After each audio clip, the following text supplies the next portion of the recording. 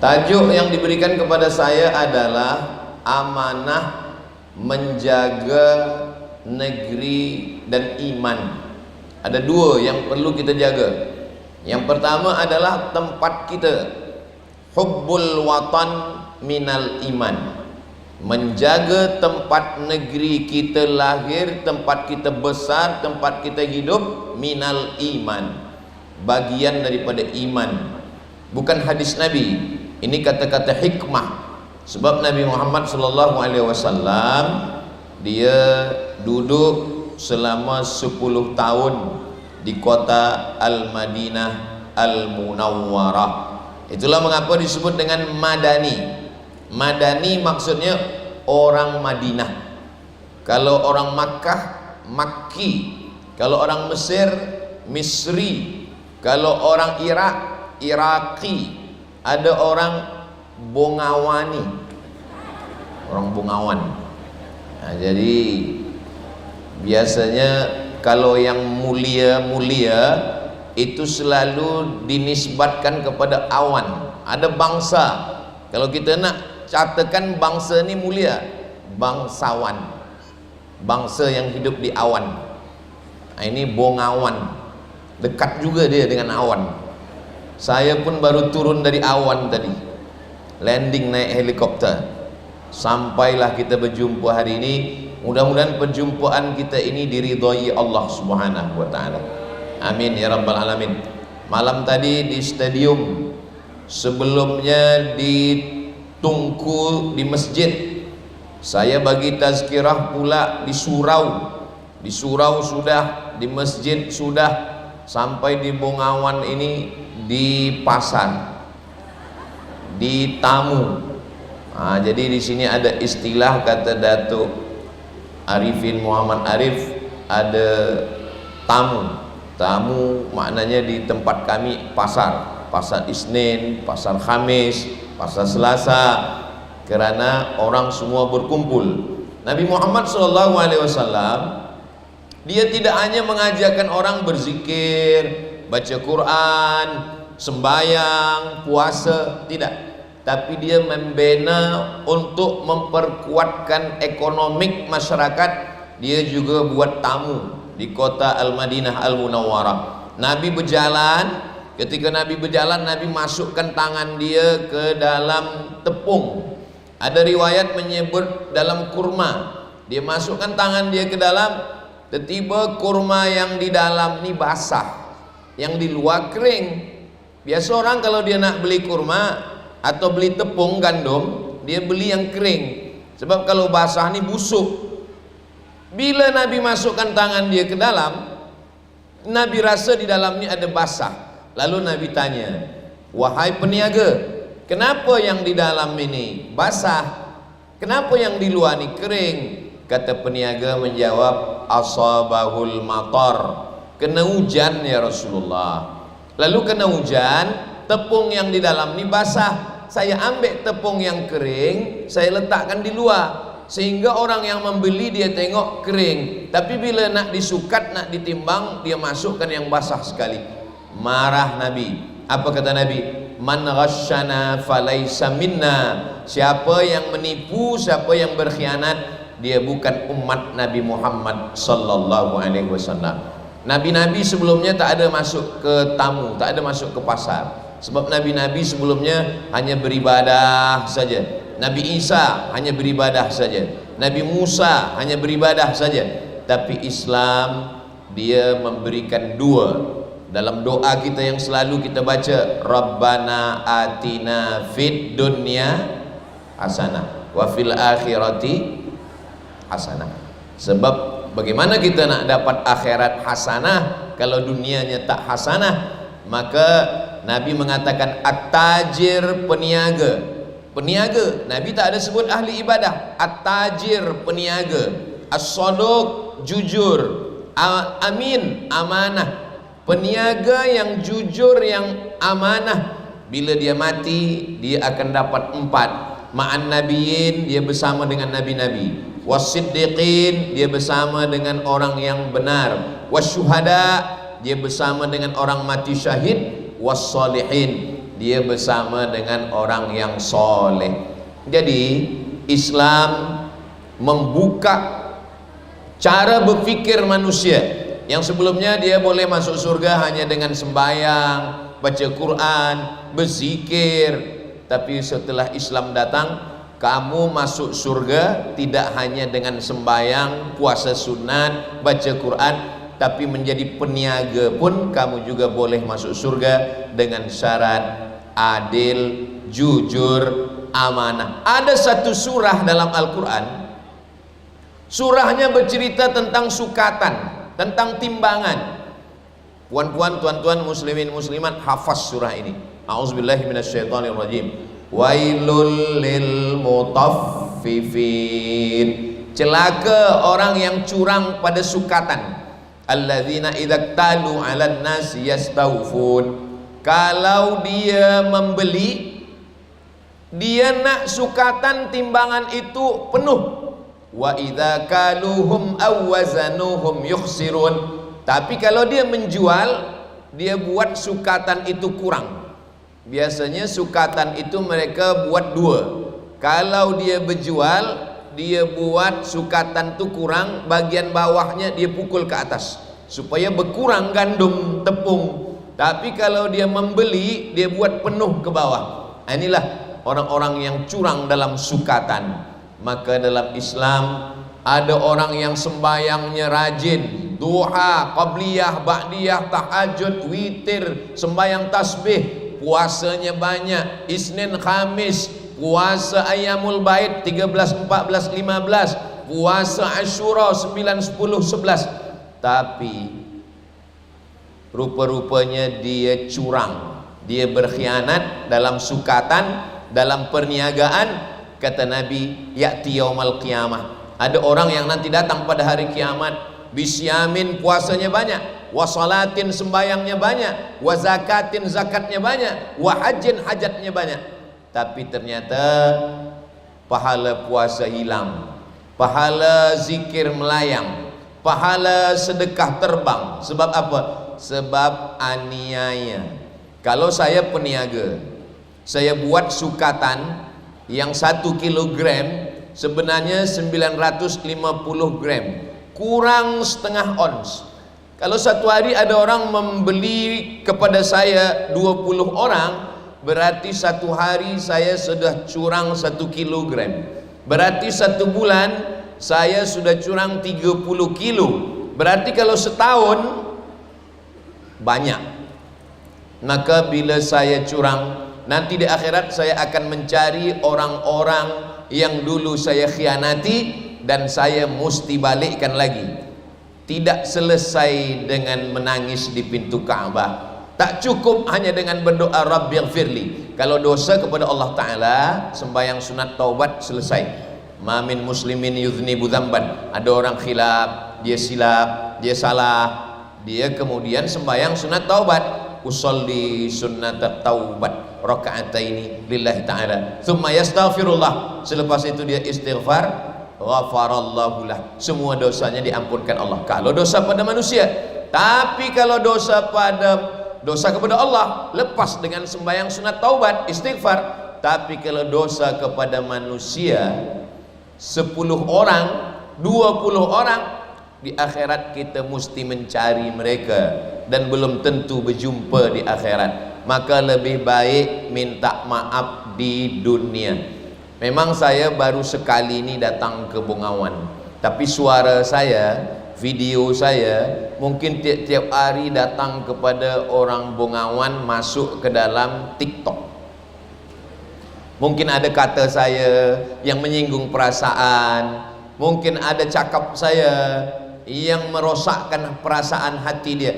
Sudi mahukah orang-orang Bengawan memaafkan saya? Dari bunyinya macam marah. Saya cuma nak katakan, lebih baik minta maaf di dunia daripada mencari di akhirat. Bukan senang nak mencari orang Bengawan ni nanti di akhirat. Bila saya tanya nanti malaikat, wahai malaikat, di mana orang Bengawan, saya nak minta maaf. Kata malaikat, mereka sudah masuk ke dalam surga VVIP. Amin. Sebenarnya itu cara kita untuk mendapatkan amin dari mulut orang lain. Mungkin kalau doa saya tak dikabulkan Allah untuk diri saya sendiri, tapi kalau doa orang lain kita, dia doakan kita. Saya dari hari Khamis dari Pekanbaru ke Kuala Lumpur 50 menit flight. Dari Kuala Lumpur saya terus ke Sibu, dari Sibu ke Daru, dari Daru ke Mukah, dari Mukah ke Bintulu, dari Bintulu ke Miri, dari Miri ke Kota Kinabalu, dari Kota Kinabalu lupa dah tak kemana-mana. Malam tadi pula kami di Lahad Datu. Selepas Lahad Datu, hari ini sampailah ke Bongawan. Dan ini last sekali, ini tazkirah yang last sekali. Selepas ini nanti kami akan ke Kuala Lumpur, dari Kuala Lumpur balik ke Pekanbaru. Jadi sebenarnya ini saya ni dah habis tenaga dah tak ada lagi, dah ibarat nak mengaji dah sadaqallahul azim. Saya fikir nanti di Bongawan ni saya tak boleh lagi bersuara kuat. Mungkin nanti di Bongawan ni saya tak ada cerita tentang dunia, saya hanya cerita tentang mati saja lagi. Marilah kita ingat mati. Semua kita akan mati. Rupanya bila sampai ke Bongawan lupa pula pada mati. Sebab biasa orang kalau di masjid dia cerita mati, dalam surau dia biasa ingat membahaskan tentang kematian, tapi bila dah di pasar, di tamu, dia ingat kepada dunia. Banyak orang ketika dia sudah bertaubat, dia tinggalkan niaga. Tuan Haji, ya. Dulu Tuan Haji peniaga, ya. Sekarang macam mana? Niaga saya saya tinggalkan Ustaz. Saya ingin mati, tapi tak mati-mati. Siapa yang meninggalkan niaga, maka umat Islam akan lemah. Karena Nabi tidak mengajarkan meninggalkan niaga. Siapa yang meninggalkan perniagaan, maka Islam akan jatuh. Allah suka kepada umat Islam yang kuat, yang kaya. Al-mu'minul qawi, orang muslim mukmin yang kuat. Kuat badannya, kuat imannya, kuat duitnya, kuat hartanya. Khairun, dia lebih baik. Wa ahabbu ilallah, lebih dicintai Allah. Minal mu'minid dha'if, daripada mukmin yang lemah. Apa kata Sayyidina Ali? Kada al-faqru ayyakuna kufran. Hampir saja orang fakir menjadi kafir. Fakir, kafir, tipis, setipis kulit bawang. Orang fakir kalau dia lama-lama fakir boleh jadi kafir. Maka orang Islam tidak disuruh menjadi fakir, dikhawatirkan dia akan jatuh menjadi kafir.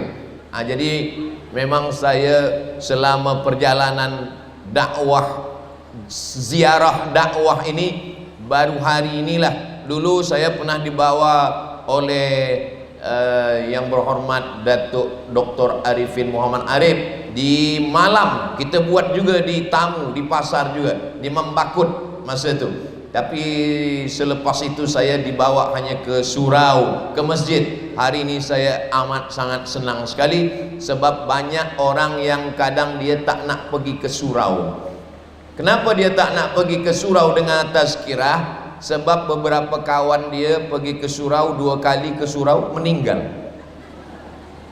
Maka saya memang selalu bila ada ziarah dakwah, saya minta supaya tazkirah dibuat di lapangan bola sepak, dibuat di stadium, dibuat di pasar. Sebab apa?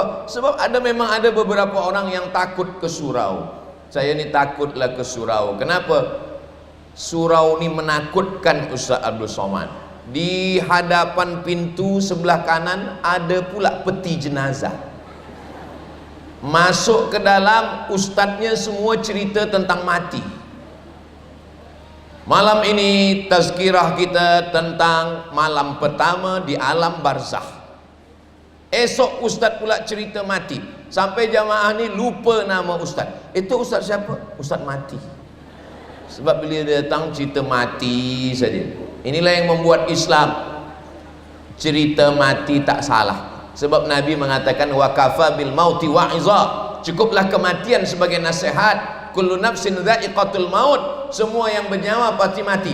Tapi umat Islam ditakut-takutkan dengan kematian sehingga meninggalkan pasar, meninggalkan niaga, meninggalkan ekonomi, meninggalkan politik, meninggalkan sains. Umat Islam jadi lemah. Umat Islam ini menjadi kuat. Coba kita tengok ibadah-ibadah kita. Semua ibadah kita ini pakai harta. Apa ibadah yang paling besar amal jariahnya? Man bana masjidan, siapa yang membina masjid, banallah mithlahu baitan fil jannah, dibinakan Allah untuk dia satu tempat di surga. Amal yang paling besar yang pahalanya mengalir sampai hari kiamat, membina masjid. Siapa yang boleh membina masjid kalau bukan orang kaya? Yang membina masjid orang kaya. Kita doakan anak cucu kita semuanya kaya-kaya membina masjid nanti insyaAllah. Amin.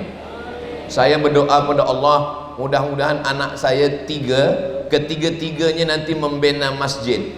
Nanti dia akan bina masjid. Masjid pertama Masjid As-Somad, masjid yang kedua Somad 2, masjid yang ketiga Somad 3.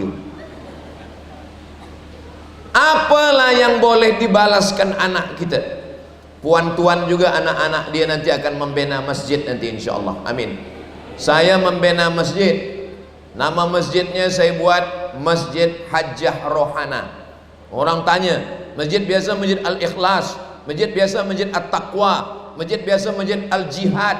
Kenapa Ustaz buat nama orang Masjid Hajjah Rohana? Nama perempuan yang sudah mengandung saya 9 bulan 10 hari, menyusukan 2 tahun, meregang nyawa melahirkan saya. Saya tak boleh membalaskan apa-apa. Bila dia meninggal, saya buka dalam lemari dia, saya dapat cincin, dapat gelang, dapat rantai, dapat semua emas-emas, dapat duit-duit. Saya belikan tanah. Selepas itu ada beberapa jamaah tolong. Kemudian kami pun bina masjid. Gambarnya dah saya posting di Instagram Abdul Somad Official. Yang belum follow, tolong follow. Apa yang Ustadz nak ingin sampaikan? Bahwa ibadah dalam Islam dengan harta. Iza mata ibnu Adam. Sebetulnya bunyi hadisnya bukan itu. Selalu orang sampaikan iza mata ibnu Adam. Bunyi hadisnya dalam Sahih Muslim, iza matal insan. Kalau manusia mati, inqata'a amaluhu, amalnya putus. Apa yang mengalir? Shadaqatun jariyah, sedekah. Siapa yang boleh bersedekah? Orang kaya yang ada harta. Sembahyang tidak sah kalau tidak menutup aurat. Aurat lelaki bainas surrati war rukbah, dari pusat hingga ke lutut. Siapa yang boleh menutup aurat dari pusat hingga ke lutut? Pakai kain. Kain dari mana datang? Dari kapas menjadi benang, benang ditenun menjadi kain. Kain dibeli dengan uang, mesti ada harta. Puasa juga dengan harta.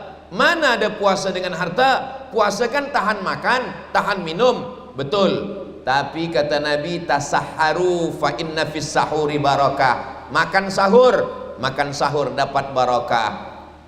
Man fattara shaiman, siapa yang beri makan puasa, buka puasa, dia dapat pahala puasa. Maka memberi makan orang puasa, dia dapat puasa. Saya tahun 2003, sekarang dah 2025, 22 tahun yang lalu, saya belajar master sebelum ke Maghribi. Saya belajar di Kajang, dekat penjara Kajang. Di situ di Kajang ada satu masjid. Setiap petang bulan puasa, saya buka puasa di masjid itu dengan kawan-kawan. Kenapa Ustaz buka puasa di situ? Sebab ada bubu lambu, jamaah bagi makan. Di Mesir pula, kalau bulan puasa, Ustaz Datuk Dr. Arifin Muhammad Arif juga dari Mesir, dari Kahirah, dari Al-Azhar. Di Mesir biasa dibina khemah-khemah macam ini.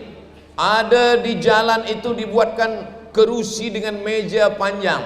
Biasa kalau dah pukul 6:30 azan maghrib, pukul 6 semua orang sudah ramai menunggu buka puasa.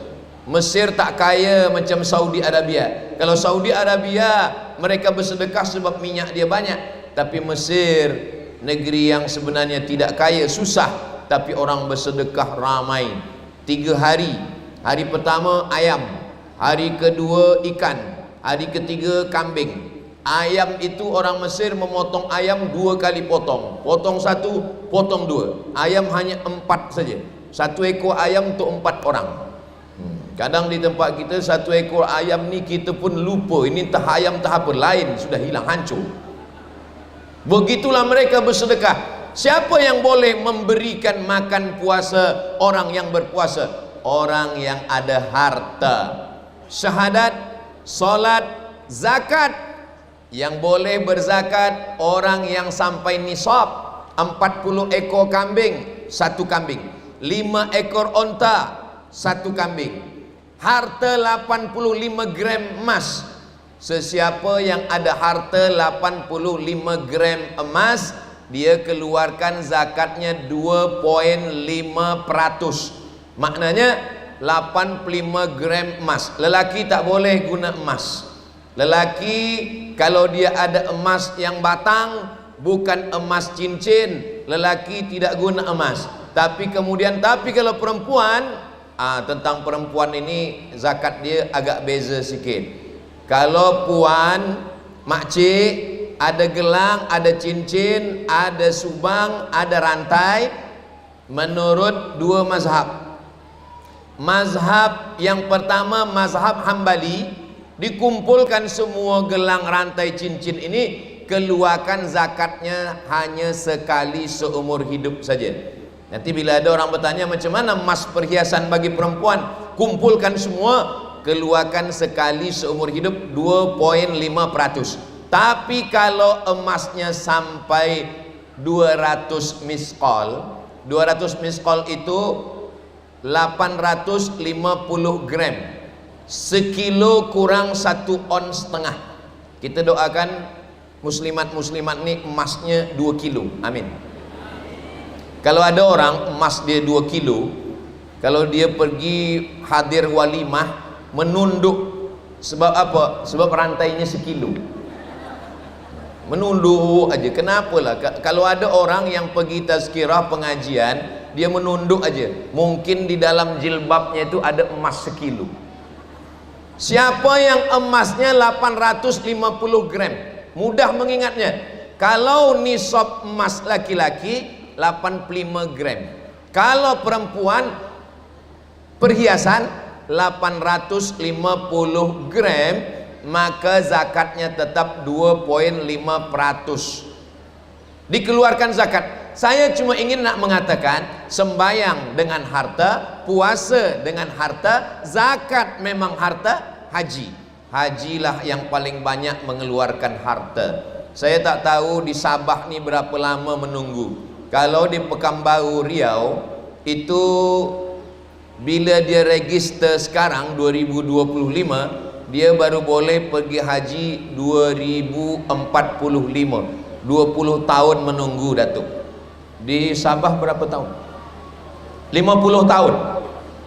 50 tahun. Jadi registerlah dari sekarang. Rupa-rupanya Sabah lebih lama pula lagi. Jadi kalau saya sekarang register haji, bayar, ada pun duit sekarang bayar haji, sekarang umur 25 tahun. Saya lahir 1977, sekarang umur 48 tahun. Jadi kalau 20 tahun, maknanya kalau saya sekarang register 20 tahun lagi 2045, saya baru boleh pergi berangkat ke Makkah 2055, 2035, 2045. Berarti umur saya 68 tahun, sudah lebih umur Nabi Muhammad SAW. Kita doakan mudah-mudahan kita semua panjang umur, sehat badan, sampai berhaji dan umrah ke Baitullah insyaallah. Berapa bayar flight pesawat kapal terbang, berapa bayar hotel, berapa bayar bas, berapa bayar makan, semua ibadah ini dengan harta. Jadi kalau ada orang yang tak mementingkan harta, sesungguhnya dia bukan ajaran Islam. Tapi ini mesti tapi, innama amwalukum, harta kamu, wa auladukum, anak kamu, fitnah.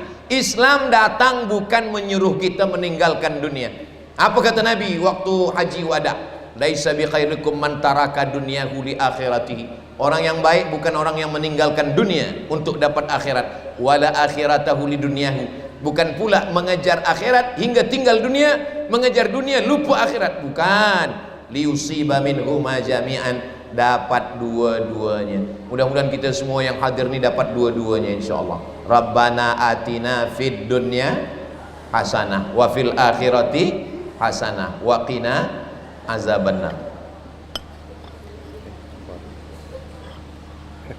Kalau menangkap burung merpati, burung ditangkap masuk ke dalam, kalau sudah dibagi air putih boleh bercakap 2 jam. Terima kasih Datuk Lurah kita, saya dibagi minum, Masya Allah.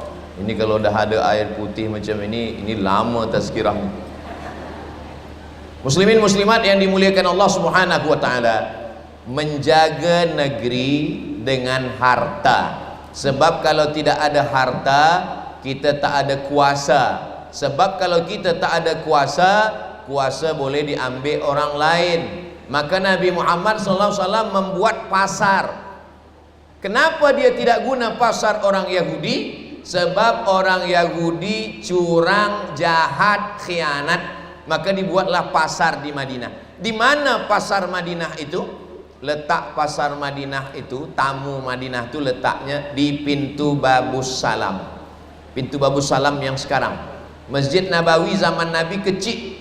Ini kubur Nabi, ini mimbar Nabi. Dari mimbar Nabi ke kubur Nabi 22 meter. Ke belakang 15 meter. Itulah Masjid Nabawi yang kecil. Kemudian masjid ini dibuat besar. Sekarang ada pintu masuk, perempuan tak boleh masuk dari pintu itu, yang masuk hanya lelaki. Namanya Babus Salam. Babus Salam itulah tempat masuk sekarang lelaki. Disitulah dulu pasar kota Madinah. Nabi pernah khutbah, tiba-tiba semuanya sibuk mengurus pasar pada hari Jumat. Itulah mengapa dilarang berniaga hari Jumat. Iza nudiya lis-salati min yaumil jum'ah, kalau sudah azan pada hari Jumat, fas'au ila dzikrillah, pergilah sembahyang Jumat, wa dzarul bai', tinggalkan perniagaan jual beli. Siapa yang jual beli pada hari Jumat, azan Jumat sampai salam hari Jumat, jual belinya rosak. Maka hari Jumat tetap boleh berniaga pagi sampai azan Jumat, tutup kedai. Khutbah Jumat, selepas khutbah Jumat sembahyang Jumat, selepas sembahyang Jumat baru buka balik. Begitulah supaya orang boleh sembahyang, tapi tidak boleh ditutup selama-lamanya. Sebab Islam memberikan kita kesempatan mencari harta. Cuba tengok bacaan dalam sembahyang masjid, masuk masjid dengan selepas sembahyang keluar masjid. Masuk ke dalam masjid, bacaannya Allahumma ftahli abwaba rahmatik, bagikan saya rahmatmu. Doa masuk masjid, Allahumma ftahli abwaba rahmatik, bukakan saya pintu rahmat engkau ya Allah. Tapi doa keluar masjid beza. Doa keluar masjid tak minta rahmat. Allahumma inni as'aluka min fadlik, beri saya rezekimu. Kenapa keluar masjid minta rezeki? Sebab bila keluar dari masjid terus ke pasar. Keluar dari masjid ke pasar, dia akan berniaga. Maka dalam Islam dikatakan, idza qudiyatis shalah, kalau sudah selesai sembahyang, fantashiru fil ard, bertebaranlah di atas muka bumi, wabtaghu min fadlillah, carilah rezeki karunia Allah Subhanahu wa taala. Dan bila kita baca sejarah Islam, yang membawa Islam ke negeri Melayu ni, yang disebut dengan negeri Melayu ni maksudnya adalah dari mulai ujung Aceh, Sumatera sampai ke Semenanjung, masuk ke Borneo, sampai ke Sulawesi, sampai ke Papua, itu semua dulu disebut dengan negeri Melayu. Semua negeri ini, yang membawa Islam ke negeri ini adalah peniaga. Sebetulnya ini perlu diluruskan, sebab kalau dikatakan yang membawa Islam ini peniaga, maknanya dia jahil, dia tak tahu agama. Yang sebetul-betulnya adalah mereka ulama yang juga peniaga. Dia memang ulama tapi dia peniaga. Yang membawa Islam ke tempat kita ni bukan tentera. Kalau dia bawa Islam ni tentera, dia cabut pedang, siapa yang tak masuk Islam pancung kepalanya.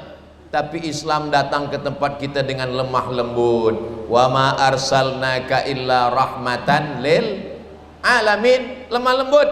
Islam yang datang dengan kebaikan, sebab mereka berniaga. Ini ikan berapa, ini sayur berapa, lalu kemudian dia tunjukkan akhlaknya baik. Akhirnya orang yang ada di negeri ini pun bersyahadat, asyhadu an la ilaha illallah wa asyhadu anna muhammadan rasulullah. Begitulah mula-mulanya nenek moyang kita Islam, karena peniaga-peniaga yang datang daripada Jazirah Arab, datang dari Taif, datang dari Hadramaut, datang dari berbagai negeri. Mereka singgah dulu ke India.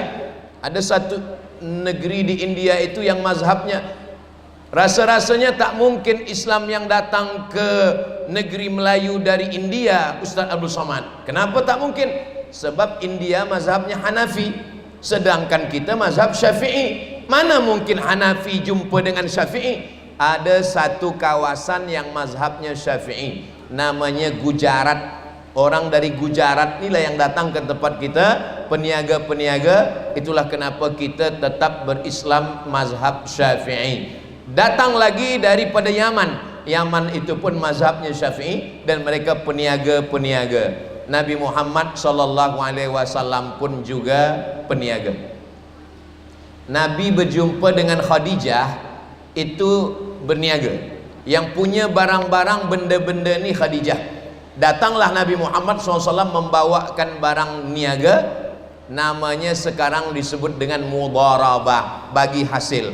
Misalnya tuan punya barang-barang tapi tak boleh menjualkannya, datanglah saya dengan beberapa belia menjualkan, nanti kita bagi untung. Itu disebut dengan niaga mudharabah, bagi hasil. Menikah Nabi dengan Khadijah sebab berjumpa dengan niaga. Ayah Nabi peniaga, istrinya peniaga. Ayah Nabi namanya Abdullah, meninggal umur 2 bulan Nabi dalam kandungan Siti Aminah, dalam perjalanan berniaga ke Yathrib. Yathrib ni berubah nama menjadi Al-Madinah Al-Munawwarah. Nabi peniaga, istrinya peniaga, ayahnya peniaga. Bagaimana dengan atuknya Abdul Muttalib? Abdul Muttalib peniaga kaya, sehingga semua jamaah haji air minum dan makannya ditolong oleh Abdul Muttalib. Muhammad, anak Abdullah, anak Abdul Muttalib, anak Hashim, anak Abdi Manaf, anak Qusay. Qusay ini yang membina rumah besar.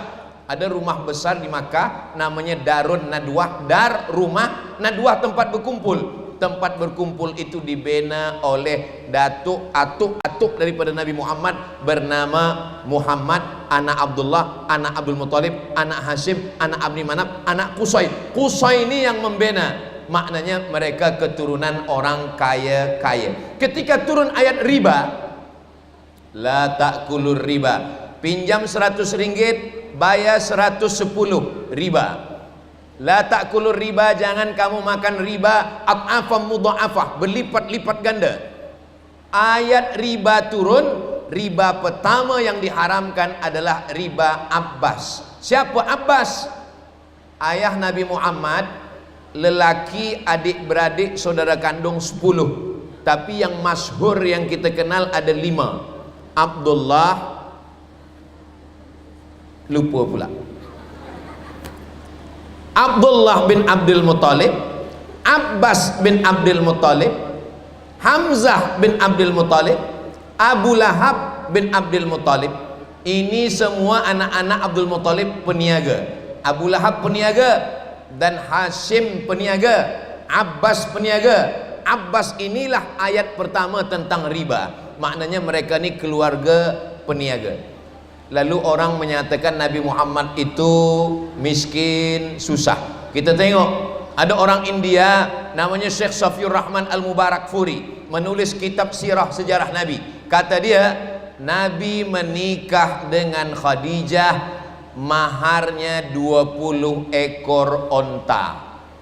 1 ekor onta, cobalah cari berapa harganya di google.com.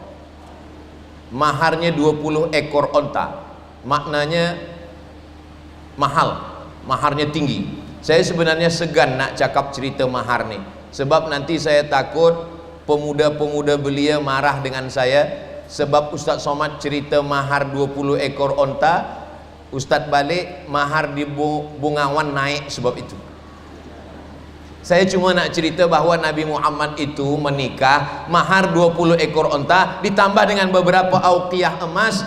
Maharnya tinggi, besar, menghormati, memuliakan perempuan. Jadi sebenarnya yang susah adalah bukan Nabi Muhammad SAW, tapi umat Nabi Muhammad. Bila dinikahkan, engkau nikahkan, aku nikahkan engkau dengan anak saya dengan mahar mengajarkan surat Ar-Rahman. Menikah dengan mengajarkan Al-Quran tak salah. Saya bukan mengatakan nikah mengajarkan Quran ini salah, tak salah, tapi perlu difahami dengan baik. Kenapa mahar itu emas?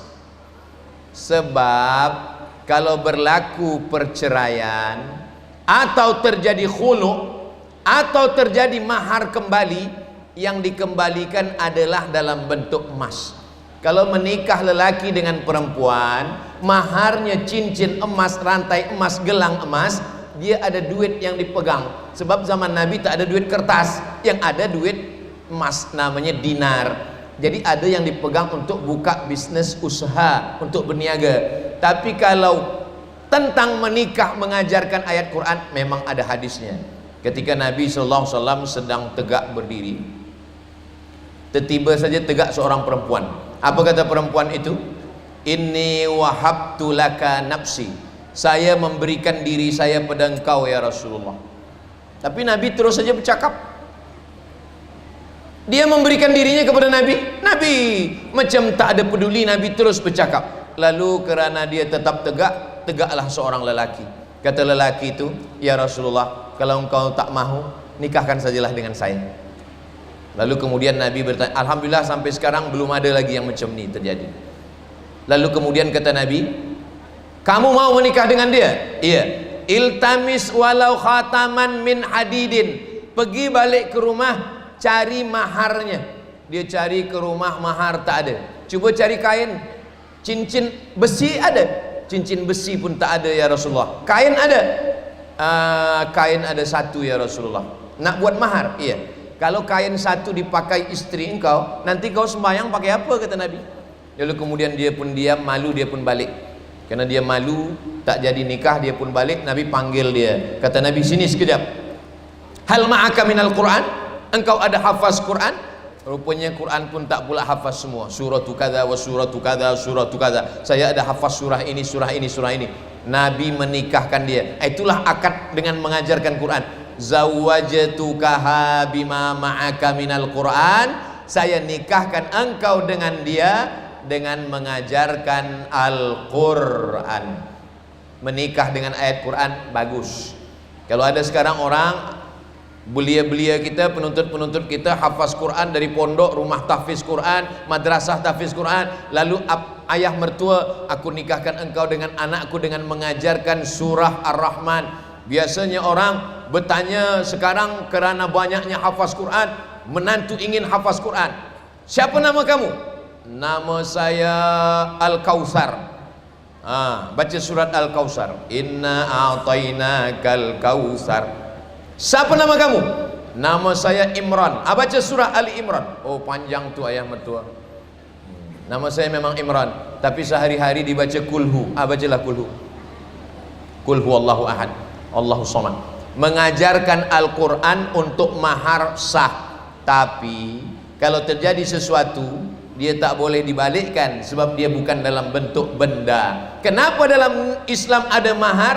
Ada lelaki, ada perempuan, ada wali, ada dua saksi, ada ijab, ada qabul, ada mahar. Kenapa mesti ada mahar? Sebab jadi modal untuk usaha hidup.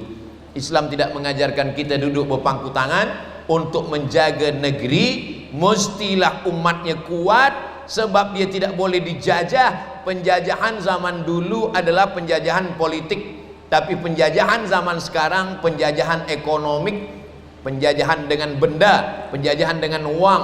Itu maka siang ini tajuk kita dua tanggung jawab. Yang pertama, tanggung jawab menjaga negeri. Yang kedua adalah tanggung jawab menjaga iman. Iman yang ada dalam diri kita ni kita jaga.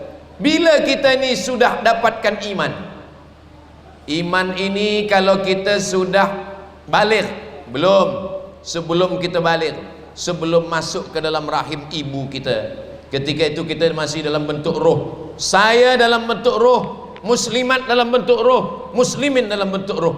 Ketika itu roh kita semua berkumpul, Allah bertanya, nama alamnya alam arwah. Kalau satu roh, kalau banyak arwah. Di alam arwah itu kita ditanya Allah Ta'ala. Apa kata Allah bertanya?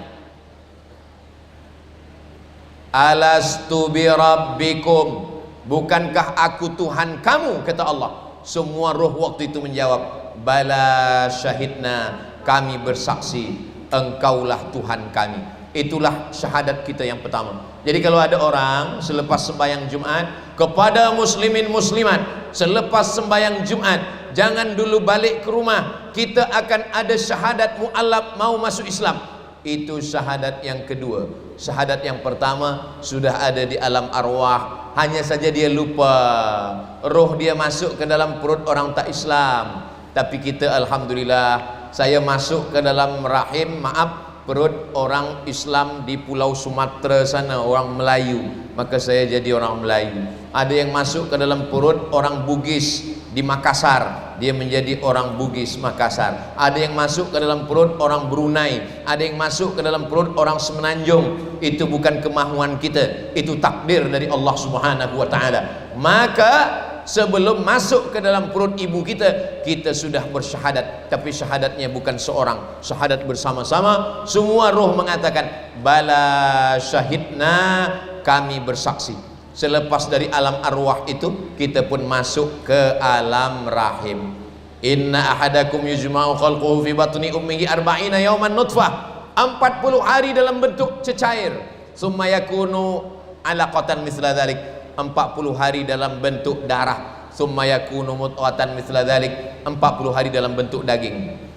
40 hari dalam bentuk cecair, 40 hari dalam bentuk darah, 40 hari dalam bentuk daging. 40, 120, 4 bulan.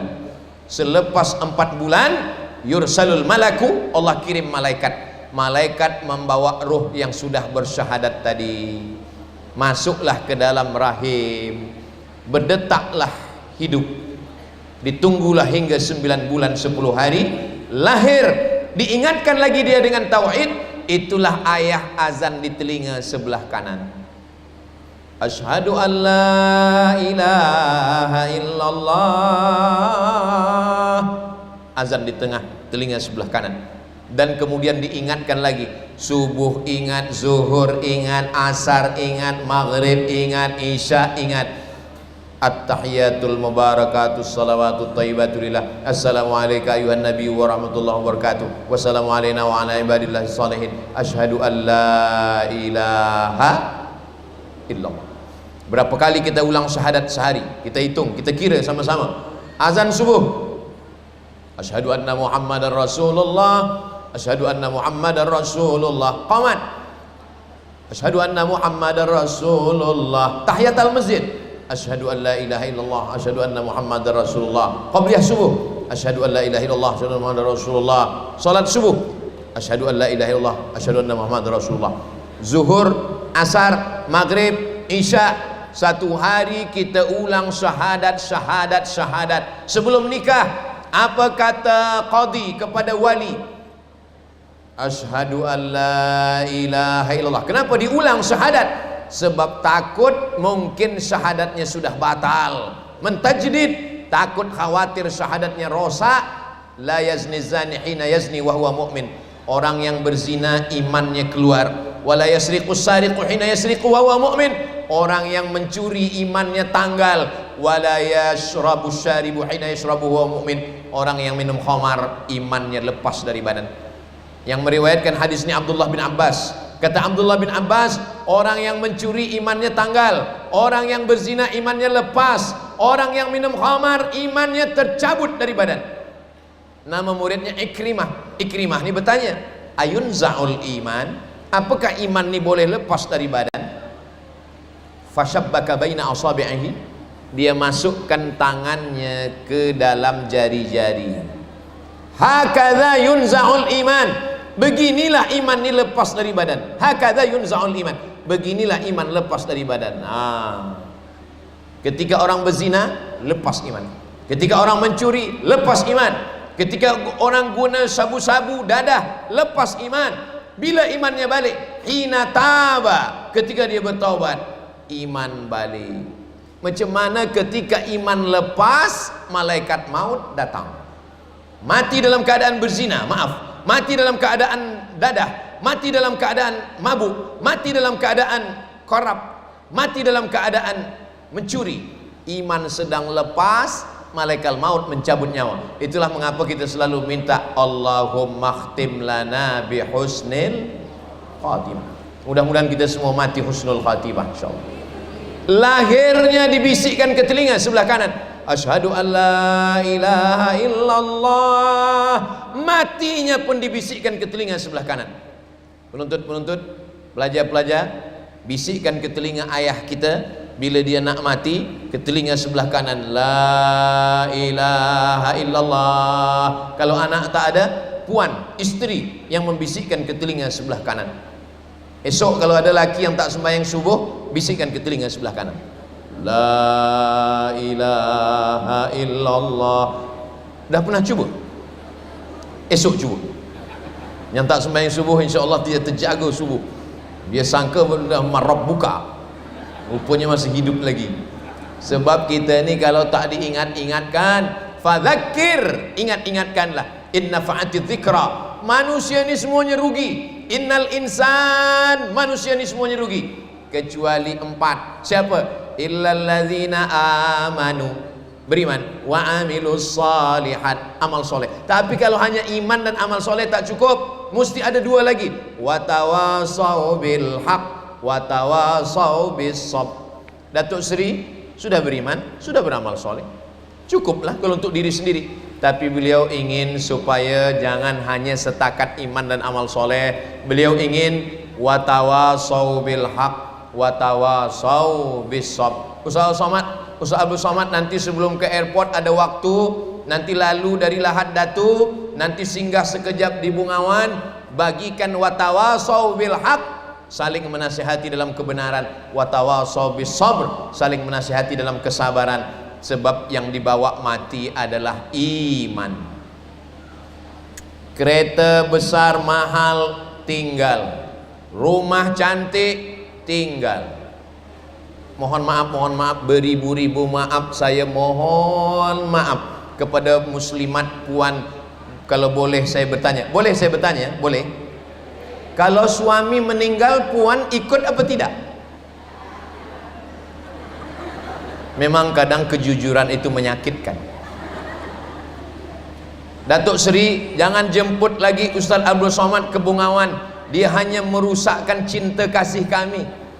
Saya bercakap bertanya pasal ni bukan saya nak rosakkan hubungan puan dengan tuan, muslimin dengan muslimat, bukan.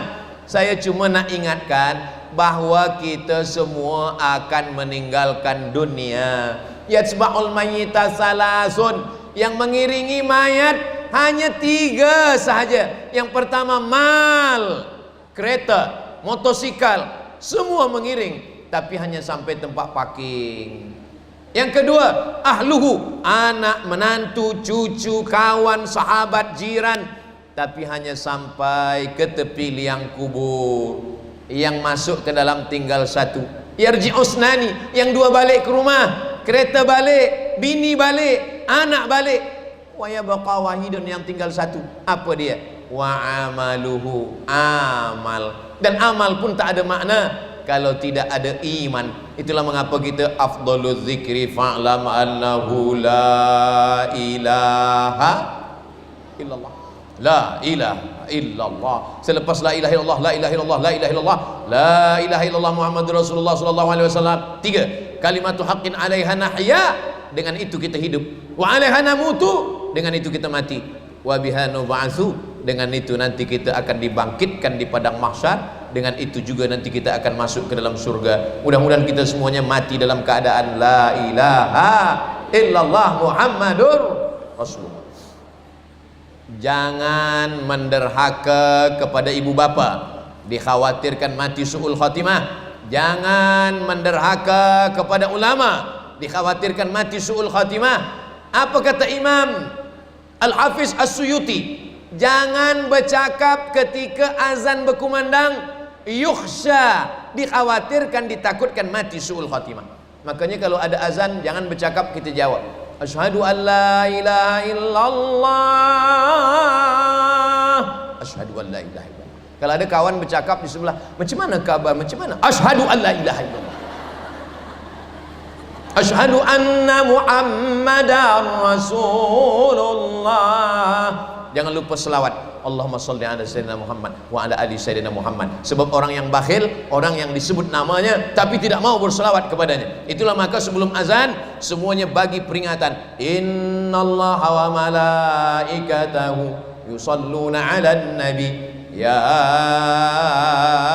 ayyuhalladzina amanu sallu alaihi sallu alaihi wa sallimu taslima.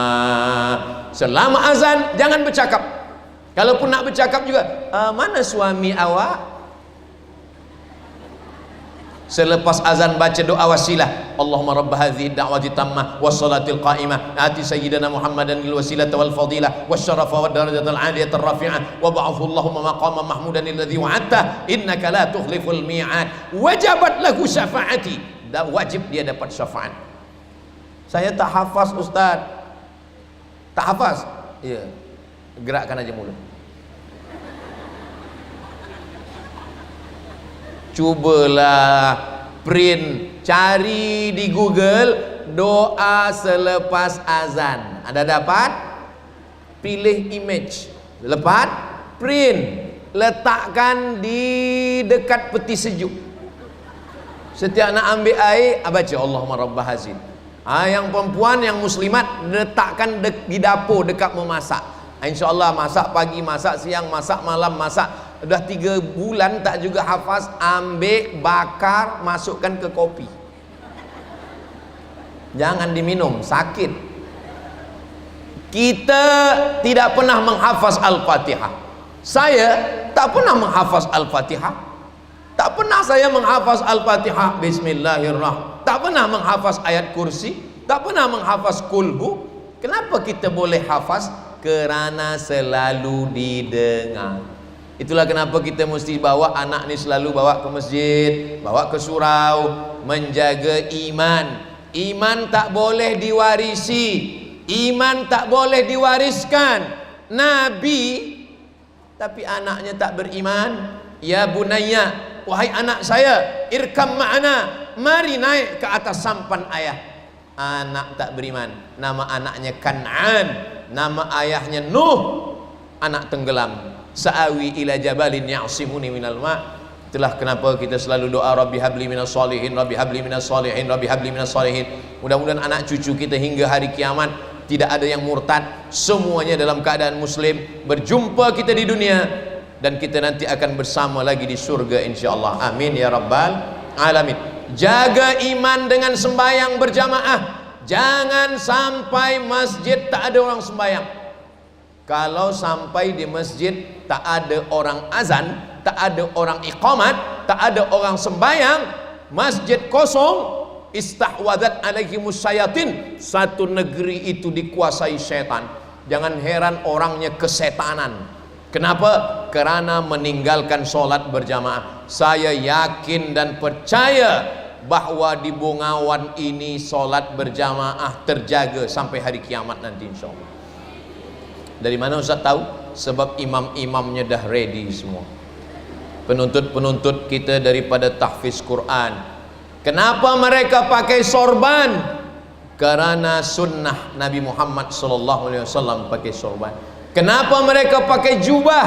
Karena pakai jubah sunnah Nabi Muhammad SAW pakai jubah. Kenapa orang yang bersorban dan berjubah berjanggut? Karena berjanggut juga sunnah. Karena Nabi Muhammad SAW pun juga pakai janggut. Kenapa Ustaz Somad tak berjanggut? Belum tumbuh. Jangan olok, jangan ejek orang yang bersorban, berjubah, berjanggut. Sebab itu adalah amalan sunnah. Kalau mampu ikut, kalau tak mampu jangan ikut. Orang yang mengolok sorban, janggut dan jubah berarti dia mengolok Nabi Muhammad SAW. Orang yang mengolok Nabi Muhammad, maka rosaklah akidahnya. Sebab akidah kita yang akan ditanya dua, asyhadu an la ilaha illallah wa asyhadu anna Muhammadan Rasulullah. Ini sekarang ni banyak orang mengolok-olok. Bila ada orang yang berjanggut, dia olok. Engkau dulu waktu kita sama-sama berkawan belum berjanggut. Ini baru 2 hari sembahyang dah berjanggut. Aku tengok engkau macam kucing. Aku tengok engkau macam kambing, kata dia. Engkau sangka orang yang kau ejek ni tak boleh membalas ke? Dia boleh membalas. Dia juga punya akal, dia juga punya lidah, tapi dia punya hati dan punya iman. Dia tak balas. Bila engkau olok, dia diam saja. Sebenarnya kalau dia nak balas, dia boleh. Engkau kata aku berjanggut kambing, iya. Engkau tak berjanggut anjing, gitu dia. Dia sebenarnya boleh membalas, tapi dia menjaga lisannya. Dia sedang mengamalkan sunnah Rasulullah Sallallahu Alaihi Wasallam. Maka ada yang pakai hijab, pakai tudung, elok. Ada yang pakai niqab, pakai hijab, pakai tutup muka. Guna tutup muka juga elok. Jangan diolok, jangan diejek. Sebab apa? Sebab ini juga bagian daripada ajaran Islam. Yang tudung labuh elok. Kalau yang bertudung berkelahi dengan yang tak bertudung, kalau yang bertudung panjang berkelahi, berikhtilaf, bertelakah, bertikai dengan yang pakai cadar, yang gelak, yang tak berbaju. Kalau antara kita yang berjubah dengan yang bercelana, yang pakai kain, ikhtilaf, yang ketawa adalah orang yang tak suka pada Islam. Islam ini agama yang tidak hanya mengajarkan kita bersaudara sesama Islam, tapi jiran, kawan, sahabat kita yang tak Islam, kita juga disuruh bersaudara. La yanhakumullahu 'anil ladzina lam yuqatilukum fid din wa lam yukhrijukum min diyarikum. Kalau mereka tidak memerangi kamu, yang tak Islam tidak membunuh kamu, tidak menghalau kamu, balas dengan 2, antabarruhum, buat baik pada mereka, wa tuqsitu ilaihim, bersikap adil pada mereka. Tengok hebatnya Islam. Kalau dia tidak perangi kamu, dia tidak halau kamu, kamu boleh balas dengan 2, kamu boleh buat baik dan kamu bersikap adil. Jangan kerana banjir, sungai naik air, hujan lebat, ada orang tenggelam. Kalau kita tengok ada orang nak tenggelam, kita ambil tangannya, kita tolong. Bukan kita tanya, agama engkau apa? Islam, aku tolong. Kau tak Islam, tidak, matilah. Bukan ajaran Islam. Islam kalau dia tolong, dia tak tanya agama, dia tolong saja. Selepas itu baru doakan dapat hidayah. Mudah-mudahan orang yang belum dapat hidayah insyaAllah, amin. Tapi orang yang tak Islam, kita sudah ada pasal yang dibuatkan Nabi, wala ana abidum ma'abattum wala antum abiduna ma'abud lakum dinukum waliyad. Kadang orang ini mengajak orang masuk Islam dengan lidahnya, mengajak masuk Islam dengan cakapnya. Orang masuk Islam bukan kerana lidah kita, tapi kerana akhlak kita. Imam Al-Hasan Al-Basri berjiran tetangga dengan orang tak Islam. Suatu ketika Imam Al-Hasan Al-Basri demam, sakit. Datang jiran dia yang tak Islam ni, Ketuk pintu, dia masuk, dia tengok Imam Hasan Al-Basri tak ada di bilik tamu. Dia tanya, mana Hasan Al-Basri? Hasan Basri ada dalam bilik tidur sebab dia tak boleh keluar. Tetamu dia yang tak Islam ni masuk ke dalam bilik tidur dia. Rupa-rupanya Imam Hasan Basri memang demam berat, tak boleh keluar. Di sudut bilik dia ada bejana menampung air dari atas. Jiran dia bertanya, Hasan Basri, iya, air apa ni? Saya tak tahu. Air ni dari menetes dah lama. Lah berapa lama engkau tampung air ni? Isruna sanah, 20 tahun. Kata dia, kalau saya tak silap, ini air tandas saya.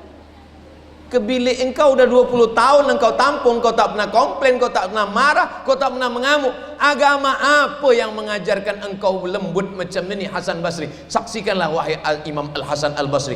Imam Hasan Basri ini tabi'in, nabi, sahabat, tabi'in di Basrah, Irak. Saksikanlah wahai Imam Al-Hasan Al-Basri. Asyhadu an la ilaha illallah wa asyhadu anna Muhammadan Rasulullah. Orang masuk Islam bukan kena cakap kita, orang masuk Islam bukan kena lisan kita, tapi orang masuk Islam karena kelembutan akhlak kita. Maka kedatangan Nabi, innama bu'istu liutammima makarimal akhlak. Tadi saya mula tazkirah ni pukul 10 suku, sekarang dah pukul 11 suku. Di mana-mana saya tazkirah memanglah 60 minit sesuai dengan yang tertulis di tempat minum 600 ml. Sebenarnya kalau airnya sikit macam ni 30 minit saja. Tapi di Bungawan ni Masya Allah, rasa-rasanya kalau saya tazkirah sejam lagi masih sanggup, masih kuat. Saya tak sanggup. Itulah yang boleh saya sampaikan pada kesempatan yang baik. Cakap saya ni boleh difahami, boleh didengar. Mudah-mudahan diamalkan menjadi amal jariah buat kita semua insyaAllah. Yang susah-susah tangkap, yang tak faham, boleh ulang balik. Yang saya sampaikan ni boleh diulang balik. Nanti ditengok di channel Ustaz Abdul Somad Official. Jangan lupa subscribe, like, share and comment. Terima kasih segala perhatian. Mohon maaf segala kesilapan dan kekhilafan. Kalau ada cakap yang salah tak berkenan, saya mohon 10 jari 11 dengan kepala, berikanlah kemaafan. Semoga keluarga kita semuanya sakinah mawaddah warahmah, anak cucu kita soleh dan solehah.